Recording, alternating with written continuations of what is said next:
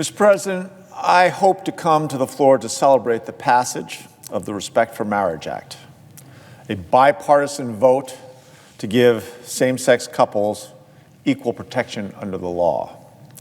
I hoped we could reflect how far we've come. But instead, a little over a week ago, we were reminded by how much remains to be done, how far we've slid back. On Saturday, November 19th, a shooter walked into Club Q, an LGBTQ haven in Colorado Springs, and killed 5 innocent people. 5 people in a space where everyone is empowered to be who they are, to live as themselves, and to do so without fear.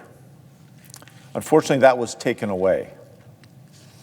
It's hard not to see this shooting in the context of a rise in hate speech toward the LGBT community, and a rise in using the community as a literal target to score cheap political points. The entire LGBT community has been demonized, slandered, and defamed by politicians and public figures. 344 laws have been introduced across the country attacking the community. We've seen a resurgence of old tropes and falsehoods, and a fixation on drag shows and drag queens with baseless claims of their danger to children. According to the Human Rights Campaign, during the last election alone, $50 million worth of anti-LGBTQ ads were run. At best, spreading misinformation. At worst, fueling the flames of hate. And on November 19th, the Colorado Springs LGBT community paid for that hate. They paid with their lives. The shooter walked in during a drag show, no less, and started shooting indiscriminately. Several patrons, Richard Fierro and Thomas James among them, ran toward the shooter and wrestled him to the ground, saving countless lives.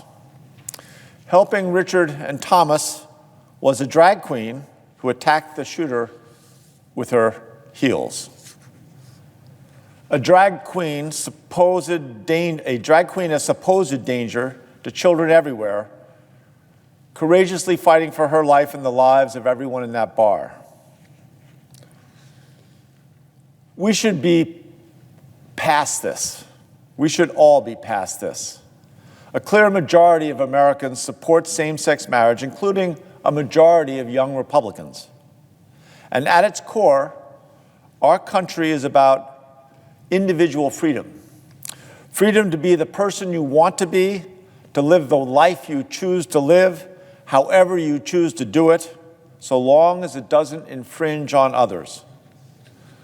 No one in Club Q was doing anything, not a single thing, that harmed or infringed in any way with the rights of anyone else.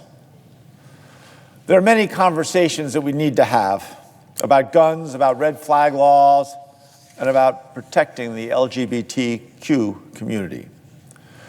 We also need to talk about the extremism terrorizing our country. A few loudmouths have set their sights on some of the most vulnerable among us and decided to make them out to be the root of all their problems. So who can be surprised that someone out there decided to walk into a drag show with a gun and just start shooting? It doesn't have to be this way. The Respect for Marriage Act was unthinkable not so long ago, as were openly gay senators, cabinet secretaries, or judges. Stonewall wasn't just in our lifetimes, it is a living memory.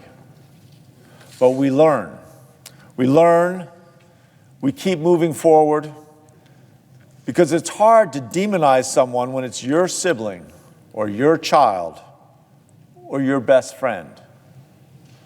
We all know someone who could have been a victim, part of that shooting targeting this community.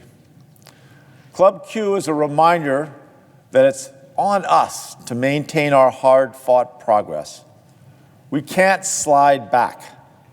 The passage of the Respect for Marriage Act is a measure of hope and a reminder that which direction we go from here is still very much a choice.